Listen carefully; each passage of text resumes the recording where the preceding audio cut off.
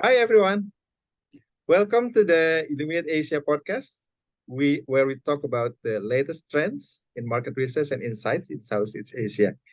I'm your host, Kalik Harjono. Okay, in this episode, we are going to talk to Don Herdman, the CEO and founder of Illuminate Asia.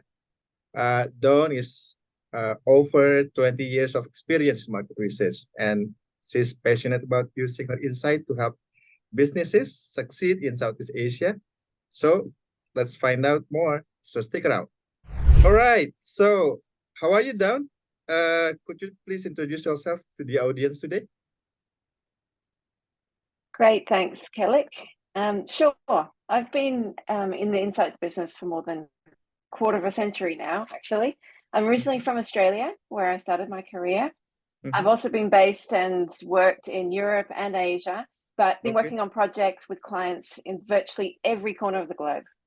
So I'm a naturally curious person. I love understanding consumer behavior. I love understanding cultural nuances. So my love of travel and culture drew me to Southeast Asia, and particularly in 2009, where I fell in love with the diverse, interesting country. And I founded Illuminate Asia in Jakarta in 2011. And then we opened Australasia and Singapore offices in 2020 and 2021. Okay, very interesting journey of yourself, Don. Now, can you tell a little bit about Illuminate Asia to our audience? Sure thing. So Illuminate Asia is an insight and strategy agency focusing on Southeast Asia and APAC. So at Illuminate Asia, we're passionate about insights and about understanding the minds of consumers in order to help our clients develop strategies for their businesses to grow. So one thing about Illuminate Asia is that we really understand that culture is really important, and culture underlies all consumer attitudes and behaviors. So we put culture at the center of our work, and we view everything through a cultural lens. And we use different techniques such as cultural insight analysis and semiotics to identify changes as they occur, and then also trends as they're beginning. Wow, that sounds interesting, yeah? So, well, basically, what is inspired you to start Illuminate Asia before? Yeah, good question. Illuminate Asia was really born out of a desire to do something different, to have a positive impact on all those that we work with. So this is from our team, our clients, the consumers, our suppliers, and our partners. So the vision was really to become the best boutique insights agency in Indonesia, and really about doing quality research with integrity. We really wanted to work with inspiring clients and do work that we could feel passionate about, getting to the real crux of the deep consumer understanding. So our vision is to do research that can also help make a difference in people's lives. So to provide opportunities to our team to grow and learn and have a work-life balance as well. Yeah, so you are a CEO, right? Right. So how does it feel? So what are the some challenges and opportunity that you have faced as the CEO of Illuminate Asia? Yeah, so I mean, growing the business across 12 years, it's been a real privilege for me personally. And we've worked with some fantastic clients, and we've built a really amazing team of people within the organization. I think Indonesia itself is such a large and diverse market. There's always many interesting opportunities for different challenging strategic work. So I guess one of the big opportunities that we've been able to tap into is bringing new methodologies and new ideas to our workflow. For example, we were one of the first agencies in Indonesia to bring digital methods like online communities into our methodological toolkit. And also incorporating cultural analysis semiotics that I mentioned before is also core to, within our core offering. So that's the opportunities. I guess there's always going to be some challenges along the way from time to time. I guess the latest challenge was really the COVID-19 pandemic and the lockdowns that also happened, right? And fortunately, we'd already been working a hybrid work model. We already had some strong digital processes and methods in place. So we were able to really pivot quickly to 100% remote working method during that period. So I think we were able to overcome the challenge and still provide our quality insights for our clients. Excellent. Don, you mentioned that Illuminate Asia has worked on a variety of projects. Can you tell us about some of the most interesting one?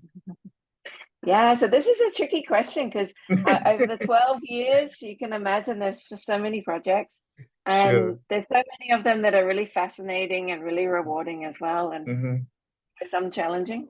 Yeah. But I'd like to give you just a couple of examples, maybe just Sure. quickly. Sure. Yeah, so I remember one of our early projects, and it was for a baby care brand. And we were tasked to doing a deep dive exploratory to understand the new Indonesian mother and also her family dynamics and how she lives. So we actually used a range of ethnographic techniques, including video ethnography. So we had video cameras in the homes, and even a 24-hour homestay methodology where we got to really live with the family for that 24 hours and really observe the family, understand the new mum's joys and also her tensions within this home and family context. So that's one example. Another example would be more recently for BBC Media Action, which is the BBC's international charity. We worked with them in both Indonesia and Cambodia, and we worked on projects that were really looking to understand youth engagement with key topics. In Indonesia, it was the topic around climate change and deforestation. And in Cambodia, it was the topic around civic, political, economic opportunities and issues. So the interesting thing about these projects was that in both markets, we used an AI, artificial intelligence approach. It was an AI-assisted semiotic methodology. And from that, we were able to identify key archetypal segments, which related to the way these young people were engaging in these particular topics. We also conducted an online community in each market, again, talking directly with young people to further understand and map out what motivates youth to become engaged in these important issues. And finally, we were able to test out some communication content ideas that the client had developed with these, which were particularly targeted to these segments. AI-assisted semiotics. Wow, that sounds like some fascinating project, yeah? So what kind of insights do you typically provide to your clients, Don? Well, I think the insights are really varied depending on the project, depending on the client, depending on the client business needs, right? But as you could hear from those examples I gave you, they were both quite exploratory in nature. So for the baby care study, we were really looking at understanding the Indonesian mum and her joys and tensions. And we really were looking to help the client to connect with their target audience of new mums and also be able to communicate with that target as well.